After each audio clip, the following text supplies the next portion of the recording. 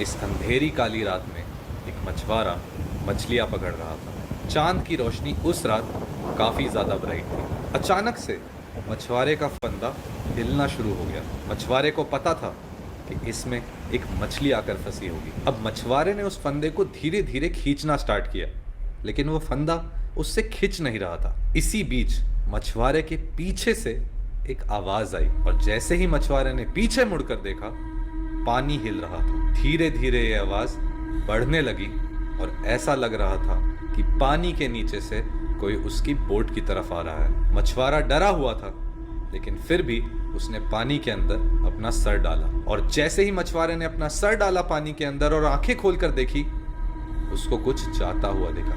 मछुआरे ने जल्दी से पानी के अंदर से अपना सर बाहर निकाला और कांपने लग गया। आखिर ऐसा क्या था पानी के अंदर जिससे मछुआरा इतना डर चुका था? एक ऐसा राज जो समुद्र की गहराइयों में छुपा है। एक कहानी जो इतनी पुरानी है कि सच और अफवाह में फर्क करना मुश्किल है। उस रात मछुआरे ने जिसको तैरता हुआ देखा था, वो कुछ और नहीं, लेवायथन था।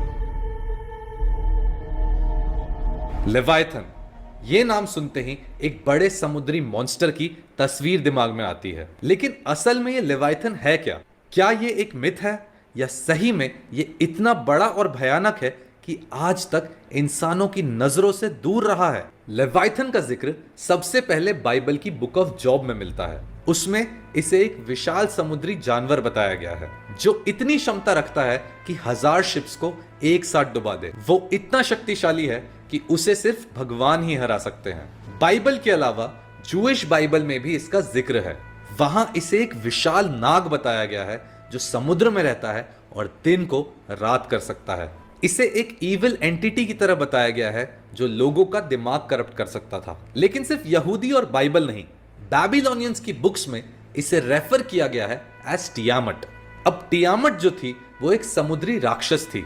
इसी तरीके से नॉर्स माइथोलॉजी में यॉर्मन गैंडर का जिक्र किया गया है, एक ऐसा सांप जो पूरी दुनिया को घेरा रहता है और इसे लोग द वर्ल्ड स्नेक के नाम से भी जानते हैं। अब अगर तुमने गॉड ऑफ वॉर खेली है तो उसमें भी तुमने यॉर्मन गैंडर को देखा होगा।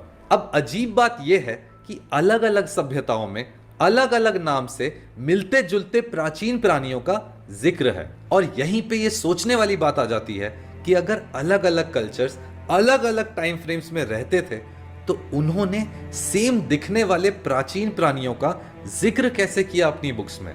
क्या ये एक कल्पना थी या वक्त के साथ ये सच्चाई मिट्टी में बदल गई?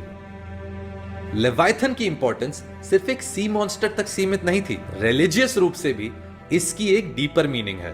बाइबल में ये पाप और बुराई को सिग्निफाई करता है। बाइबल में लेवायथन को शैतान का रूप भी माना गया है जो इंसानों की आत्मा को फंसाने की कोशिश करता है। जूइश धर्म में इसको एक ऐसा क्रीचर बताया गया है जो एंड में भगवान के हाथों मार दिया जाएगा। अलग अलग कल्चर्स में इसका मीनिंग बहुत ही अलग अलग है, लेकिन एक चीज इन सब में कॉमन है कि इसका संबंध जो है वो हमेशा फियर के साथ किया जाता है। कुछ हिस्टोरियंस ये मानते हैं कि लेवायथन जो है वो एक्चुअली एग्जिस्ट नहीं करता, लेकिन कुछ जो क्रीचर्स हैं जो डीप सी में रहते हैं उनको ही लोग लेवायथन समझते हैं। अब जैसे कि मैं तुम्हें एक एग्जांपल दूं कि पुराने टाइम्स में लोगों को सी और ओशन के बारे में कुछ भी नहीं पता था, तो जब भी वो एक अजीब सा क्रीचर देखते थे जैसे कि एक वेल और शार्क, वो उसको एक सी मॉन्स्टर समझ लेते थे। अब वाइकिंग्स के समय एक जाइंट स्क्विड को देखा गया और उसको उन्होंने क्रैकन बुला दिया। अब बहुत लोग ये मानते हैं कि लेवायथन एक्चुअली में मेगेलोडॉन है। अब मेगेलोडॉन एक 50 फीट से ज्यादा लंबा शार्क था और इसी शार्क को पुराने टाइम्स के हिसाब से लोग लेवायथन मानने लगे थे और शायद मेगेलोडॉन की कहानियों का आधार भी लेवायथन कहीं ना कहीं है। लेकिन कुछ हिस्टोरियंस लेवायथन को एक और एंशिएंट क्रीचर से जोड़ते हैं, लिविटन मिल्विलाई, एक बहुत ही बड़ा एंशिएंट वेल जो किसी भी बड़े क्रीचर को आसानी से खा सकता था। और तुम कितना भी रिसर्च कर लो, तुम्हें लिविटन मिल्विलाई के बारे में कभी भी इतना ज्यादा पता नहीं लग पाएगा। एकदम उसी तरह से जिस तरह से लेवायथन के बारे में इतना सब कुछ नहीं पता है। तो क्या हो सकता है कि इन एंशिएंट क्रीचर्स की कहानी ही लेवायथन की कहानियों में समा गई हो?